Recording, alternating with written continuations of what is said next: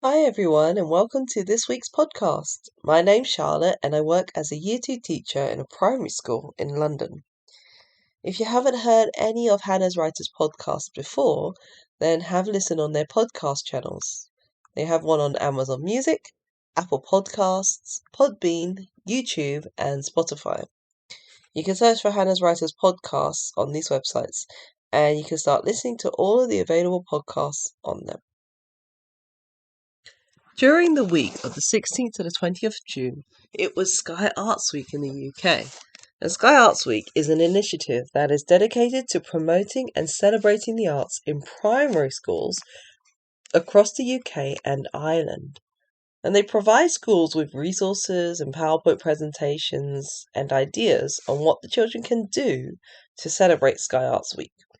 It's a fun and exciting week for the kids because they get to be creative and do more art-related activities during the week.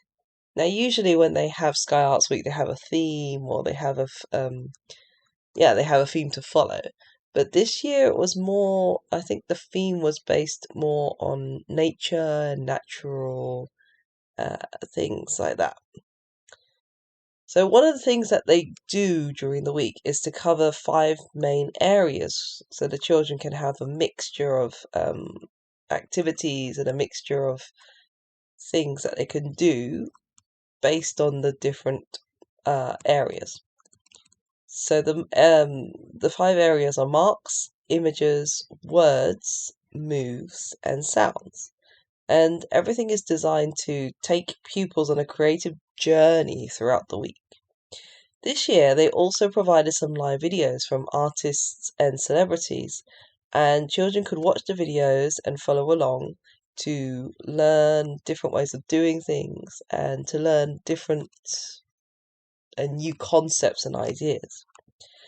The artists and celebrities that were doing the videos were Darcey Bussell, Fleur East, George the Poet, Paul Tazewell, and Will Sliney.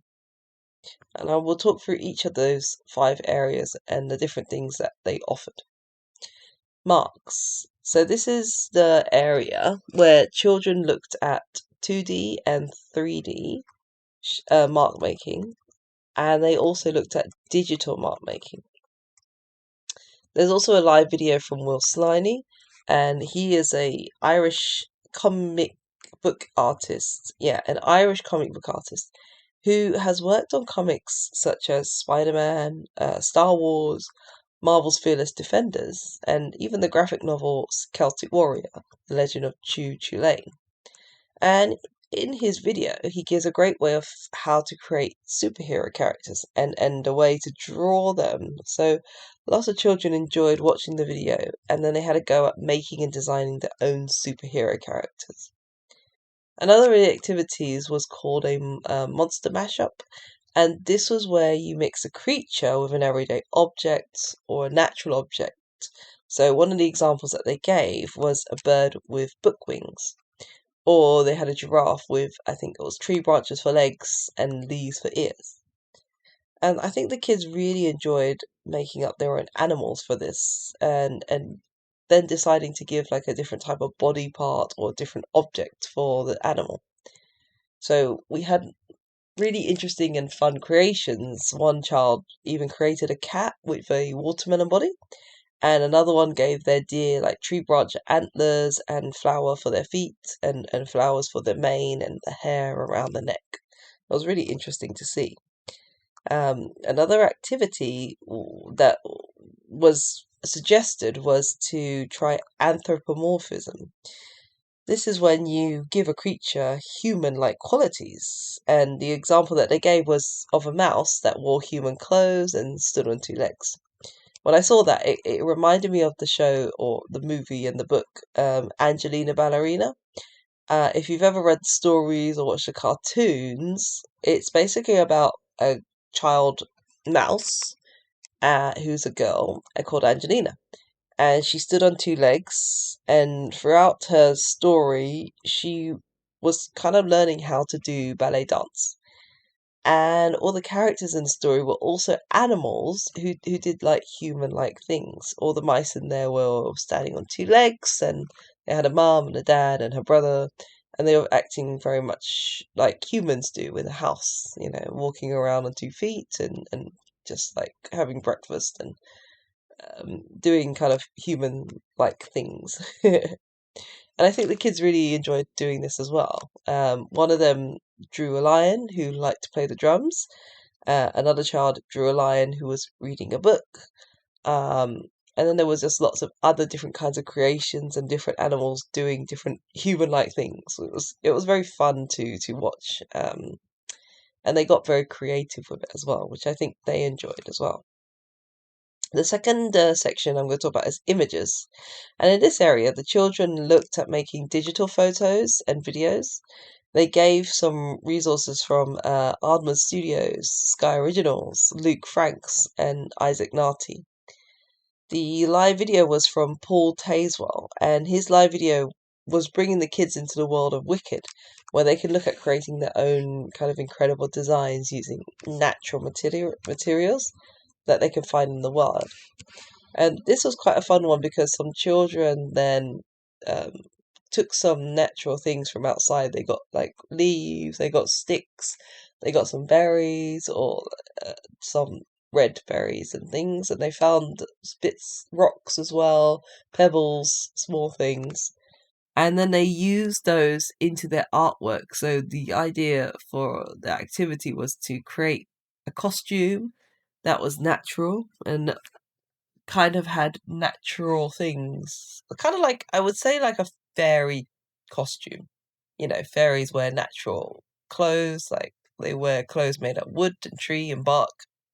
And then they just had to create their own design of a dress or a t-shirt or trousers using natural materials. And again, I think the kids had lots of fun. They really liked going outside foraging for the different bits and pieces that they could use in their artwork.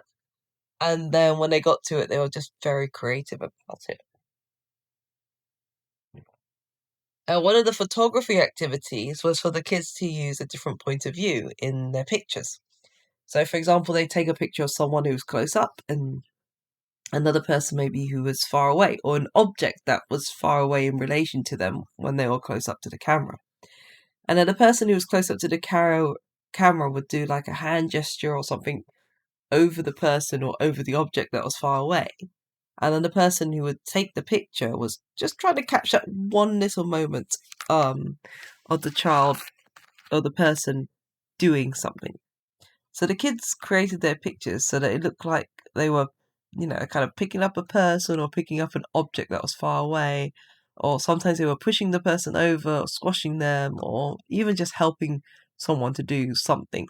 And they made some really fun and creative pictures, and they probably had fun doing it as well, trying to get the angles right and trying to think about how to make objects that are far away appear close enough to be picked up, and how to get the sizing of everything right. So I think they really benefited from that and they really enjoyed it. And it was just again another fun activity that was just different. Usually you don't take pictures like that. You take pictures that are selfies, or you take pictures that are close up, or everyone at the same distance away from the camera. So I think it was quite a nice and creative way to get the children thinking about how to create these kind of pictures and videos as they go on. Now, the video activity was actually quite fun. It was to try and create a short stop motion video. And similar to kind of like the ones in, if you've ever seen Wallace and Gromit or South Park or those kind of TV shows where they have to take pictures every so often.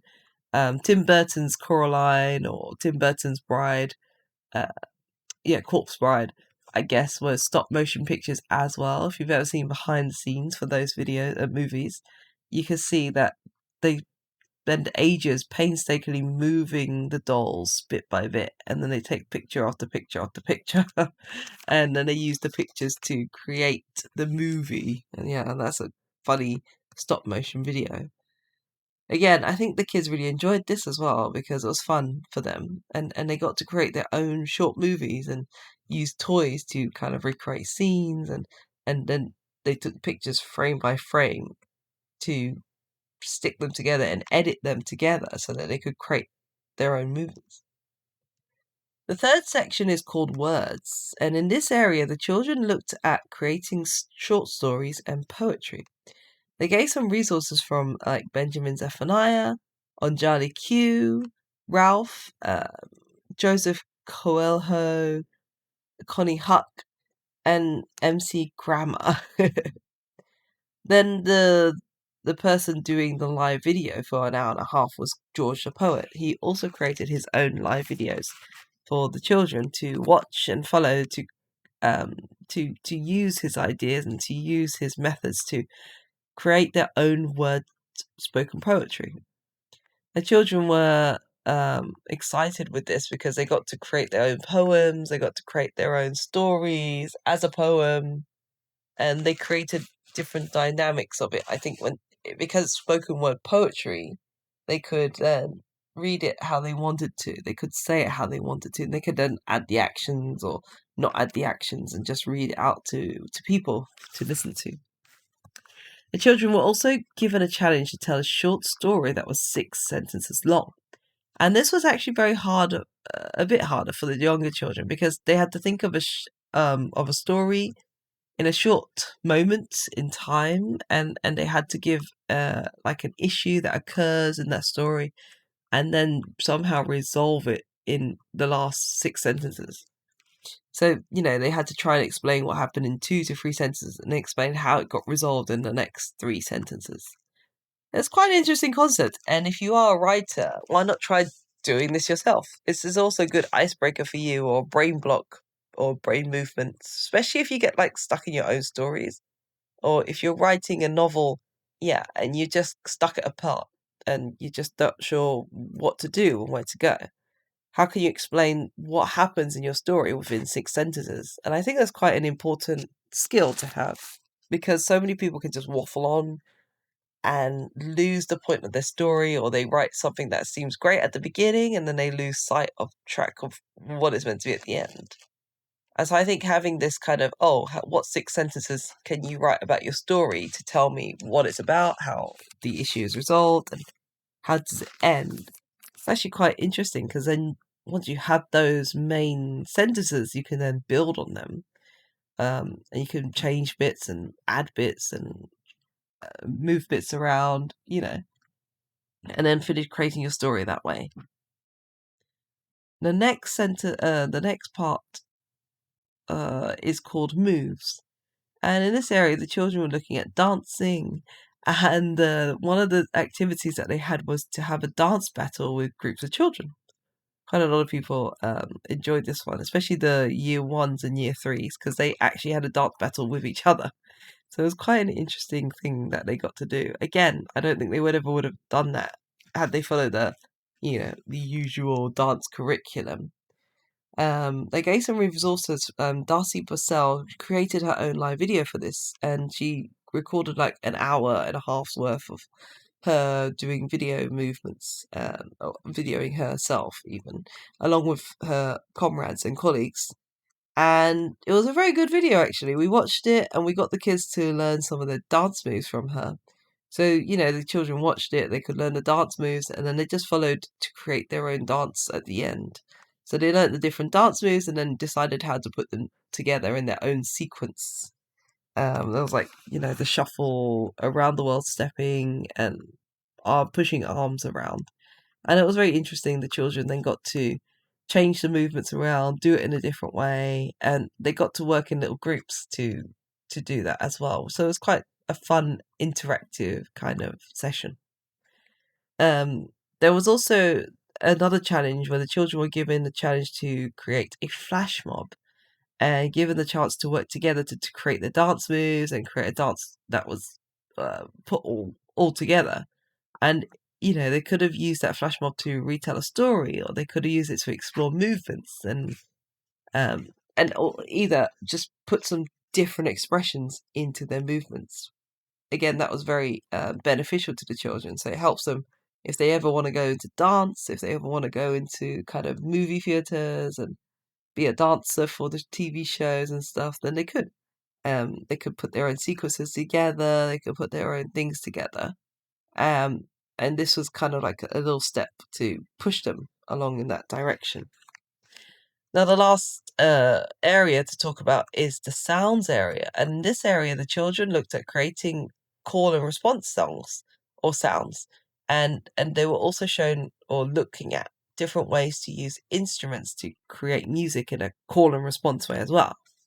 In this one, Fleur East created her own live video, and she used it to show children how they could rap and explore the power of their sound through using their voice and or instruments. And the children were given a challenge to create their own short call and response songs. So, they could split the class in two, or they could split their group in two, and one person would sing the first part of the song, and then the other person or the other group would then have to respond to what was being said. So I thought that was quite an interesting one. It was different, and I think again the kids got to work on their own thing. They split their group in half, or we ended up splitting the class in half. So one group sang the first part of the song, and then the other group just responded to it with their part of the song. It was quite nice to see, and the kids worked really well to get it done, and they actually sang the song. They quite liked what they sang, which is all part of it as well, because they created it and they worked together to make it. Well, that's all for this podcast. Thank you very much for listening, and I hope that this podcast inspires you to get creative in your own way, whether that is through art or painting, maybe drawing, maybe music making if you're into that kind of thing, or even just writing short or long novels and stories. All these things are great ways to get your imagination going, and helps you to be more aware of how you can create different types of things, especially for the future. And they help you if you get stuck. You can draw inspiration from them. If you enjoyed this podcast and, of course, would like to listen to more, then like and subscribe to Hanaz Writers on their podcast channels. So we've got one on Amazon Music, Apple Podcasts, Podbean, YouTube, and Spotify. You can also search for Hanaz Writers podcasts on these websites, and you can just start listening to all the available podcasts on them. If you're also interested in becoming a published author yourself, then why not visit Hanaz Writers' website, and you can sign up for free. That's the best part about this. You can also write your own stories, poems, and you could even ask them for help and guidance on how to become a published author. So thank you very much for listening, and until next time, bye!